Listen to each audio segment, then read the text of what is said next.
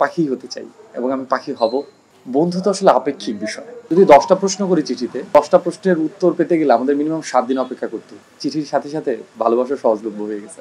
যখন একজন শিল্পী গান গায় তখন তার কণ্ঠে রাগ, ক্ষোভ, অভিমান সবই তো থাকে। আনন্দ ভ্রমণ হচ্ছে আর কি। আমি নতুন নতুন কিছু জানছি, প্রতিদিন নতুন নতুন একটা চরিত্র দেখছি।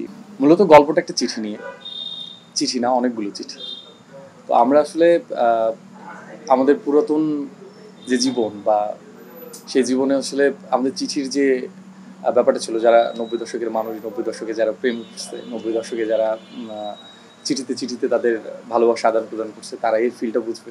এবং বর্তমান সময়ের প্রেক্ষাপটে ওটা একটা সংমিশ্রণ করা হয়েছে মূলত নাটকটা। গল্পটা খানিক ব্যক্তিগত, সেটা নিয়ে আসলে কথা না বলাই শ্রেয়। তবে হ্যাঁ, চিঠির অভিজ্ঞতা আমার হয়েছে এবং খুব ভালোভাবে হয়েছে। I just love that.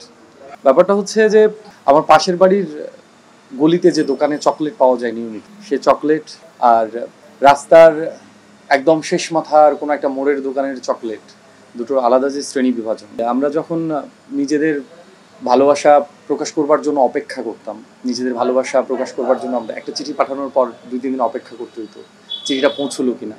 এরপর সে চিঠির যে রিটার্ন যে চিঠিটা আসে, হ্যাঁ, ফিরতি খামে যে চিঠি আসে, সেই চিঠিটা আসলে আমার হাতে পৌঁছতে আরও 2 দিন। তার মানে হচ্ছে আমরা যদি 10টা প্রশ্ন করি চিঠিতে, সেক্ষেত্রে এই 10টা প্রশ্নের উত্তর পেতে গেলে আমাদের মিনিমাম 7 দিন অপেক্ষা করতে হতো। সে জায়গায় ধরেন এখন কয়েক সেকেন্ড অপেক্ষা করতে হয়, কয়েক মিনিট অপেক্ষা করতে হয়।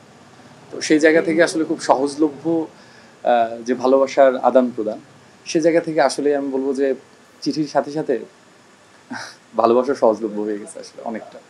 সবার ক্ষেত্রে না, মোস্ট অফ দ্য। আমি তো মূলত তিশার সাথে প্রথম কাজ হচ্ছে। তো সেই জায়গা থেকে আমার তিশাকে মনে হয়েছে ও কোঅপারেট করে। আমি নতুন নতুন বলতে হচ্ছে আমার প্রেক্ষাপটে আমি নতুন। তো সেই জায়গা থেকে তিশা মোটামুটি ভালো করছে।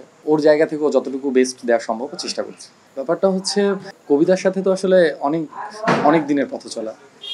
তো সেই জায়গা থেকে সাহিত্য মূলত অভিনয়ের বাইরের কিছু না।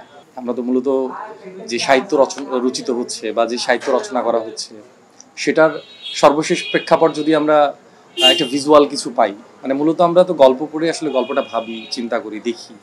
তো সেই জায়গা থেকে ভিজুয়ালটা আমার কাছে মনে হয় যে একটা গান, কবিতা, ফটোগ্রাফি, হ্যাঁ, একটা নাটক, চরিত্র, এগুলো সব আসলে একই সুতোই গাঁথা। যখন একটা ছবি আমরা দেখি, সে ছবিতে একটা গল্প থাকে, সেই গল্পে বিভিন্ন চরিত্র থাকে, চরিত্রটা কোথায় বসবে, কোথায় দাঁড়াবে, হ্যাঁ, তো ওখানেও তো একটা নাটকীয়তা আছে।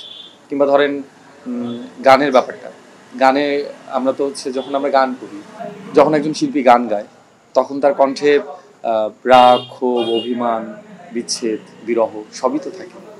তো অভিনয়ের ক্ষেত্রেও তো তাই। আমাদের ভয়েস অ্যাক্টিং, যেটা আমরা যখন অভিনয় করছি তখন তো আমাদের কণ্ঠটাকে অভিনয় করাইতে হচ্ছে, যেটা গানে করানো হয়, কবিতা আবৃত্তিতে করানো হয়, হ্যাঁ। তো আমার কাছে মনে হয় যে এগুলো আসলে এক সূত্রে গাঁথা। আমার জন্য খুব একটা আনন্দ ভ্রমণ হচ্ছে আর কি। আমি নতুন নতুন কিছু জানছি, প্রতিদিন নতুন নতুন একটা চরিত্র দেখছি। যখন একটা নতুন চরিত্র পাচ্ছি, সেটাকে চেষ্টা করছি সেটার ভিতরে যাবার। তো এটা একটা জার্নি আছে, আমার কাছে খুব ভালো লাগছে ব্যাপারটা। না, ব্যাপারটা হচ্ছে এটা সম্পূর্ণ আমার নিজস্ব মতামত। আমরা ছোটবেলা থেকে যখন বেড়ে উঠি, তো একটা পর্যায়ে যখন আমাদের ব্যাপারটা এরকম হয় যে আমাদের উপর তো এক প্রকার চাপিয়ে দেওয়া হয় যে ওকে ডাক্তার বানাবো, ওকে ইঞ্জিনিয়ার বানাবো, হ্যাঁ। তো সেক্ষেত্রে যখন কাউকে বলা হয়, মানে ওই সময়ের একটা প্রাউডের ব্যাপারটা ছিল যে আমি ডাক্তার হব, আমি ইঞ্জিনিয়ার হব, এবং এটা বললে মূলত আমাদের অভিভাবকরা খুব খুশি হতো। তো সেই জায়গা থেকে আসলে আমি যা যা করছি বা আমি যা যা করেছি, এগুলো তো মূলত সেটার মধ্যে পড়ে না। কিন্তু একটা জিনিস সেটা হচ্ছে যে আমি যখন ডাক্তার হচ্ছি কিংবা আমি যখন ইঞ্জিনিয়ার হচ্ছি, আমার দায়িত্ববোধ কি বেড়ে যাচ্ছে না? আমি ডাক্তার হওয়ার পর আমার দায়িত্ববোধ আরও বেড়ে যায়।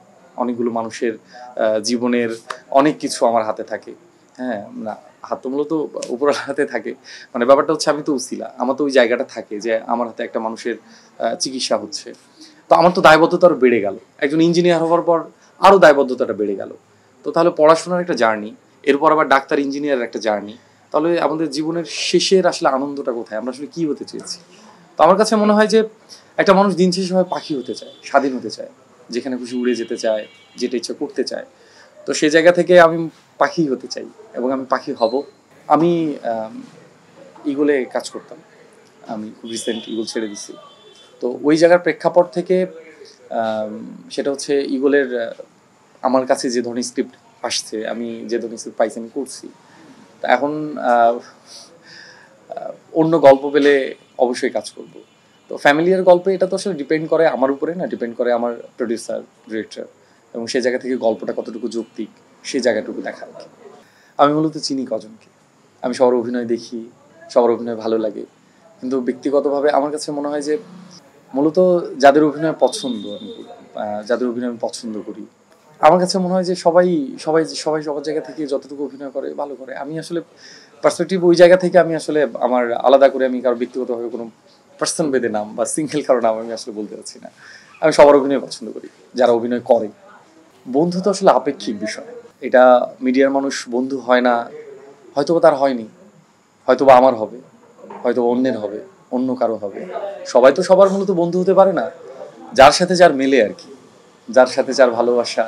তো সেই জায়গা থেকে আমার মনে হয় না যে ওইটা মানে ওভাবে বলা যায় যে মিডিয়ায় কেউ কারো বন্ধু হয় না। হতেও পারে, নাও হতে পারে। ডিপেন্ড করে তার উপরে, তার ব্যক্তিগত পছন্দের উপরে। আমরা যাকে অপছন্দ করি, সব থেকে বেশি অপছন্দ করি, তার কি কোনো বন্ধু নাই? আছে তো, তারও বন্ধু আছে, তার বন্ধুর সাথে সে নিয়মিত সময় কাটাচ্ছে, ভালো সময় কাটাচ্ছে। যখন খোলা চুলে সামনে এসে দাঁড়াও, তখন আমার ভাল লাগে না, আওলা হয় রে মন। ভালোবাসো আর নাই বাবাসো, আমি তোমায় সঁপে দিয়েছি যে আমারে জীবন। আমার মন খারাপের ক্ষণে তোমার পালিয়ে বেড়া মন, আমার একলা একা আকাশ তোমার ভীষণ প্রয়োজন। আমার মন খারাপের ক্ষণে তোমার পালিয়ে বেড়া মন, আমার একলা একা আকাশ তোমার ভীষণ প্রয়োজন।